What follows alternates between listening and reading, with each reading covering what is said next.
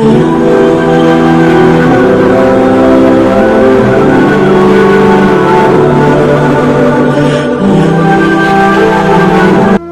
بابا فریدالدین مسعود گنج شکر بابا صاحب رحمۃ اللہ علیہ فرماتے ہیں کہ ایک نیک نوجوان تھا،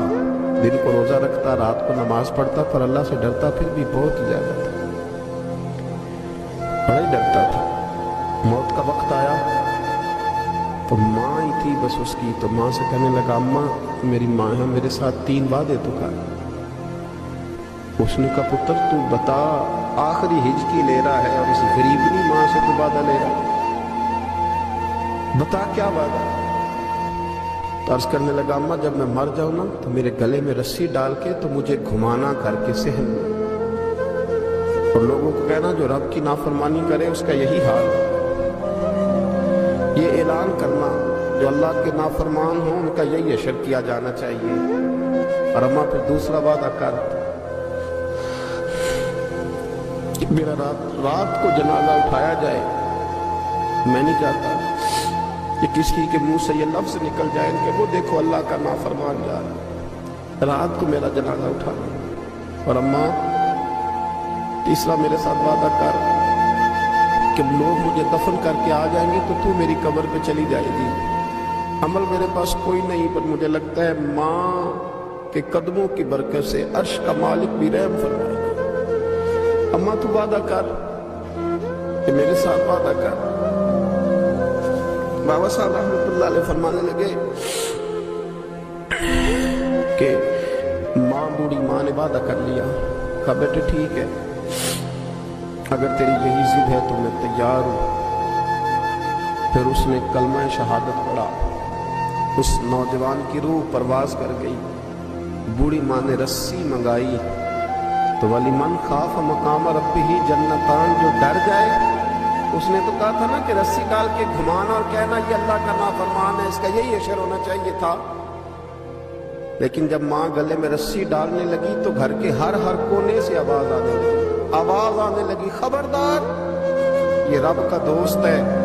اللہ کے دوستوں کے ساتھ اس طرح کا معاملہ نہ کیا جائے، اسے چھوڑ دیا جائے، اور کہا تمہیں کچھ بھی اور کرنے کی ضرورت نہیں ہے، یہ تو رب کا دوست ہے اور رب کی بارگاہ میں حاضر ہو گیا۔ کوئی بندہ کہے گا کہ یہ تو ایک بابا فرید کا سنایا ہوا واقعہ ہے، سنیے بخاری میں حدیث ہے، نبی پاک صلی اللہ علیہ وسلم نے فرمایا، حضرت ابو ہریرہ رضی اللہ تعالیٰ عنہ راوی ہیں، حضور فرماتے ایک شخص مرنے لگا، اپنے بچوں سے کہنے لگا کہ میں جب مر جاؤں تو مجھے جلا دینا، اور پھر میرے جلے ہوئے وجود کو پیس دینا، پھر مجھے ہوا میں اڑا دینا،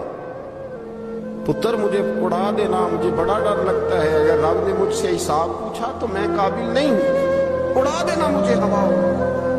اگر اس نے مجھ سے عذاب لیا تو حساب لیا تو بڑا سخت حساب لے گا۔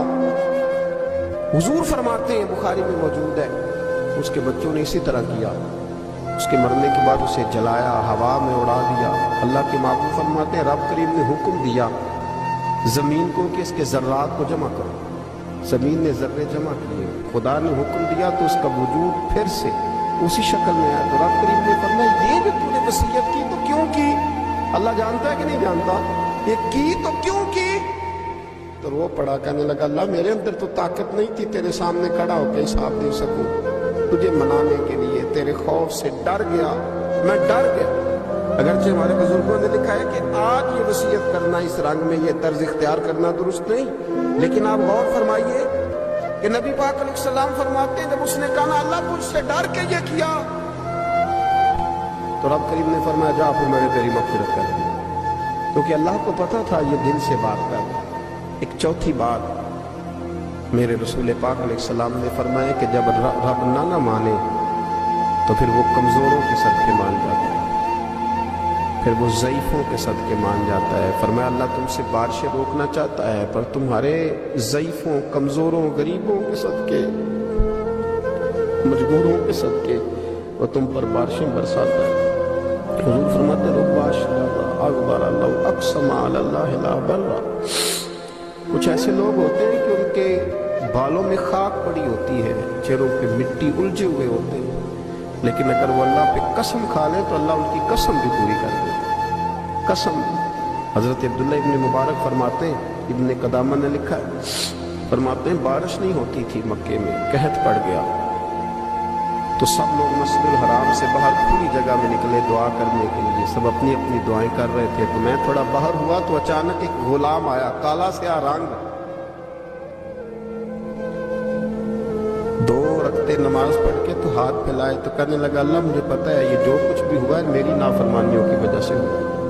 تو ناراض ہو گیا نا، تو نے بارش روک لی، تو ناراض ہو گیا نا، ہمیں سبق سکھانا چاہتا تھا،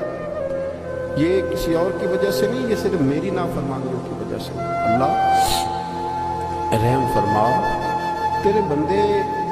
تھوڑی سی بھی سختی برداشت کرنے کی طاقت نہیں رکھتے، کمزور ہیں، ڈر جاتے، غلام ہے، دعائیں مانگا۔ حضرت عبداللہ ابن مبارک فرماتے ہیں اس نے چہرے پہ ہاتھ پھیرے تو کالی گھٹائیں چھا گئی، بارش ہونے لگی، میں اس کے پیچھے گیا، اس کا گھر ڈھونڈ آیا، تعقب کیا، پیچھا کیا، گھر میں نے تلاش کر لیا، اور گھر کو تلاش کر کے جب میں واپس آیا تو میں نے حضرت فضیل بن عیاض سے ذکر کیا تو کہنے لگے کسی طریقے سے اسے حاصل کرو۔ فرماتے ہیں میں اس کے گھر گیا، اس کے مالک نے مجھے دیکھا تو کہا عبداللہ ابن مبارک میرے گھر، اتنے بڑے ولی، اتنے بڑے درویش، اتنے بڑے محدث۔ میں نے کہا تیرا غلام چاہیے، اس نے کئی غلام دکھائے، میں نے کہا نہیں یہ نہیں، اس نے کہا یہ بڑے بڑے اچھے ہیں، کوئی سے بھی آپ لے لیں، خرید لیں، میں نے کہا نہیں۔ پھر وہ لاغر سا، وہ کمزور سا، وہ ضعیف سا نکل کر کے آیا، میں نے کہا جی مجھے دے دو، تو کہنے لگا یہ تو بیچارہ بے ضرر سا آدمی ہے، کیا لے کے کریں گے؟ میں نے کہا نہیں مجھے یہی چاہیے۔ میں اس کو ساتھ لے کے چلا تو راستے میں پوچھنے لگا کہ میرے اندر تو کوئی ایسی بات نہیں تھی، مجھے کیوں خریدا؟ آپ مجھ سے کیا